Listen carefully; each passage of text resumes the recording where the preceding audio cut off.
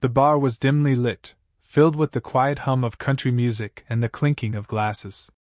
Jake Lawson, broad-shouldered, weathered, and alone, sat at the far end nursing a cheap beer. He wasn't there for company. Just silence. But silence never lasted long in small-town bars. Across the room, a group of young Marines and one Navy SEAL were swapping war stories, loud enough for the whole place to hear. The SEAL, muscular, confident, his uniform jacket draped over the chair, noticed Jake's faded army cap. It bore a single patch, Delta Force, retired. "Hey, old-timer," the SEAL called, half joking, half proud. "What was your call sign back in the sandbox?" Jake looked up slowly, his eyes calm but heavy. "Viper 1, he said. The SEAL froze. His glass slipped from his hand and shattered on the floor. For a moment, no one spoke. The name Viper 1 wasn't just a call sign, it was a legend. Stories of a lone operator who saved an entire platoon from ambush had circulated through every branch of the military, though few believed the man was real. "You're that Viper 1? The SEAL asked, his voice trembling slightly. Jake sighed. "Used to be. Now I'm just a dad who fixes cars and pays bills." The bar grew quiet. The younger soldiers exchanged glances, awed, unsure. Jake didn't look like a hero. His hands were calloused, his clothes old, and his eyes carried years of things no one should see. The SEAL, name tag reading Henderson, stood up and saluted. "Sir? I thought you died in Kabul."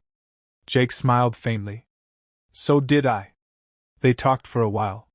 Henderson bought him another drink. Jake rarely opened up, but something about the SEAL's respect broke through his walls. "I've got a kid," Jake said quietly. 9 years old. Lost her mom while I was overseas. I've been trying to be both parents ever since." Henderson nodded, eyes softening. "That's a tougher mission than any war." Jake chuckled. "Yeah. And I'm failing half the time." Then, as if fate listened, Jake's phone buzzed. A message from his daughter. "Daddy, can you come home soon? I'm scared. There's thunder." Jake excused himself, left a tip, and prepared to leave. But Henderson stopped him. "Wait. Before you go, I need to tell you something." Henderson reached into his wallet and pulled out an old, faded photo of a group of soldiers during an extraction in Afghanistan. One of them, bleeding and half-conscious, was being carried by another man. "That's me," Henderson said, pointing at the injured soldier. "And that's you, Viper 1. You pulled me out after that RPG hit our convo. I never saw your face after that day. You saved my life." Jake stared at the photo, speechless. The years melted away. He remembered that night, the smoke, the fire, the screaming. He dragged a man through gunfire, prayed he'd live, and then vanished into the dark, thinking it didn't matter who he saved. "I didn't know," Jake whispered. Henderson's voice cracked. "You saved more than just me. You saved my son. He was born 3 months later. Because of you, I got to be there." Jake's eyes filled with tears.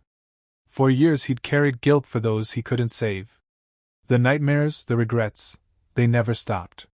But here was living proof that what he did mattered. Henderson stood and extended his hand. "You called yourself a failure, sir. But you saved my family. You are a hero. Always were." Jake shook his hand, voice trembling. "Heroes don't sit in bars hiding from life." Henderson smiled. "Then maybe it's time to stop hiding." Outside, the rain had stopped. Jake stepped into the cool night air, the thunder gone. He looked at the message on his phone again and smiled. When he got home, his daughter ran into his arms. "Daddy, you're back," she said, wrapping him tight. Jake lifted her up and whispered, "Yeah, sweetheart. I'm done running." That night, for the first time in years, he slept without the weight of war pressing on his chest. Because sometimes the loudest battles aren't fought with bullets. They're fought in silence, until one small act of kindness reminds you who you really are.